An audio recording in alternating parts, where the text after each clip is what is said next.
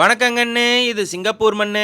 காரைக்குடி, செட்டிநாடு, பச்சை மிளகா, புளிமண்டி. நல்லெண்ணெயில தாளிச்சு சமைச்சு வச்சிட்டீங்கன்னா சோத்துக்கு இதை வச்சே ஒரு வாரம் ஓட்டிடலாம் வண்டி. தப்பி தவறி பச்சை மிளகா எச்சா போட்டுட்டீங்கன்னா அப்புறம் எரிஞ்சு போயிரு.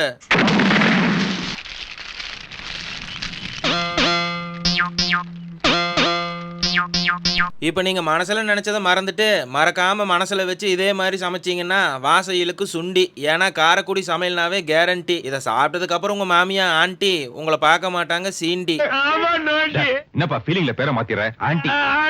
அப்படியே உங்க மாமியாவை மனசுல வேண்டி சமைக்க ஆரம்பிங்க இந்த சுவையான புளி மண்டி. கண்ணு தாளிக்கிறதுக்கு நல்லெண்ணெயில கடுகு, வெந்தயம், கருவேப்பிலை, 15 பல்லு பூண்டு, 30 சின்ன வெங்காயத்தை கூட 15 பச்சை மிளகாயை போட்டு நல்லா வணக்கி ஒரு மஞ்சத்தூள், உப்பு, பெருங்காயத்தை போட்டு அரிசி கழிஞ்ச தண்ணியில ஒரு லெமன் சைஸ் புளியை கரைச்சி ஊத்தி நல்லா ட்ரை பண்ணி எடுத்தீங்கன்னா பச்சை மிளகா புளி மண்டி ரெடி.